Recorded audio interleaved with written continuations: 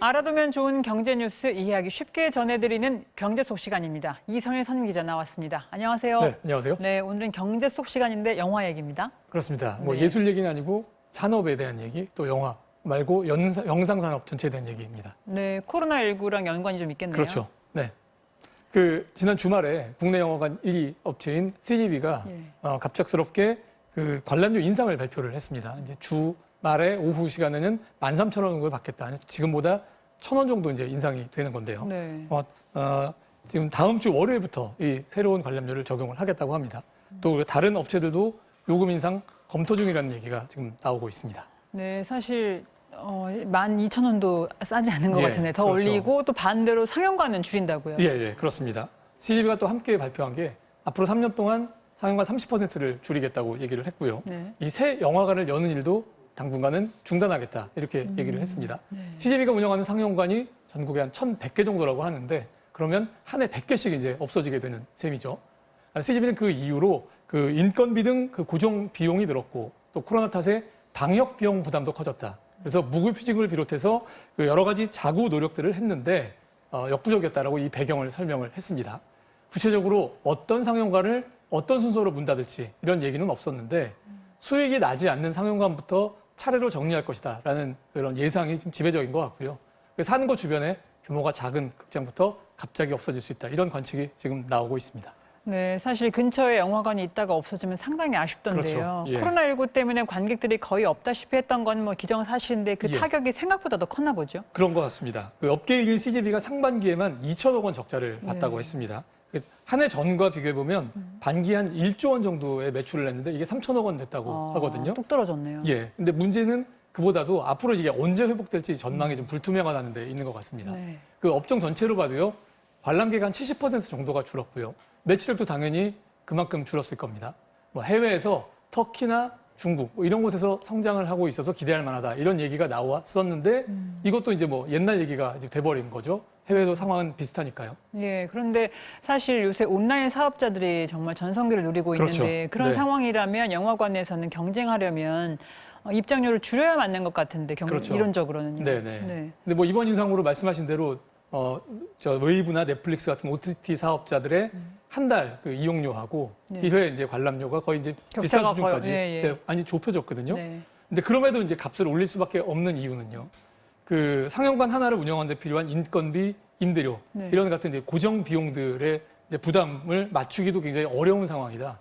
이런 상영관들이 이제 많아졌다는 그런 얘기인 것 같고요. 또 한 가지 상영관 숫자를 줄인다는 얘기는 좀 이것과 차원이 다른 의미로 보입니다. 여기에는 코로나19 이후의 영화관의 의미, 역할 이게 좀 달라질 것이라는 점을 인정하는 것이 아닐까. 즉 영화관에 오지 않고도 온라인으로 영상 소비하는 이용자가 많이 늘었고 나중에 이 사람들이 돌아오지 않을 수 있다는 판단을 하는 건 아닐까 이렇게도 보입니다.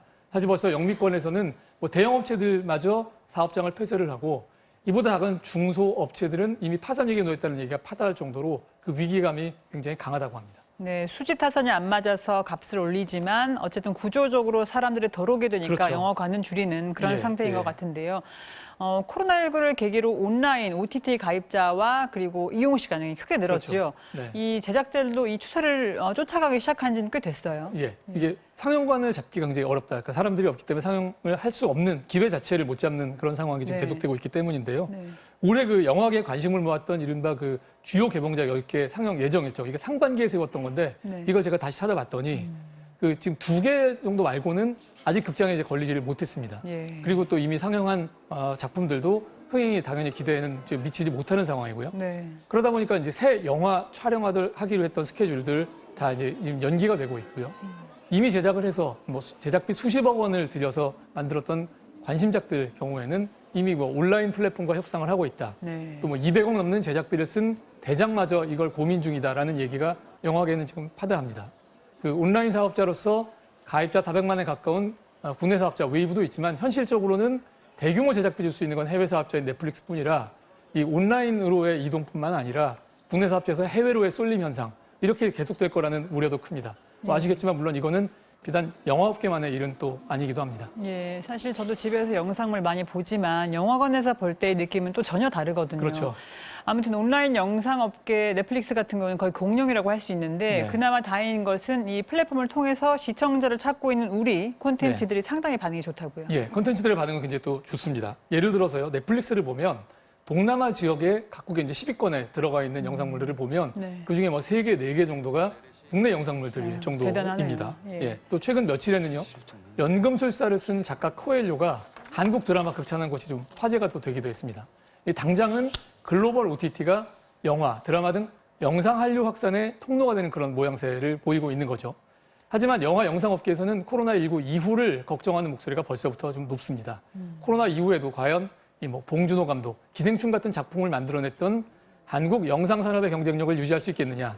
또 시청자들 입장에서는 해외 사업자를 하더라도 더 좋은 작품 볼 수 있다면 만족할 것이고, 그렇다면 이 최근의 흐름을 만들지 못하게 된다면 결국 산업 전반이 위협당할 것이다. 이런 이제 걱정인 거죠.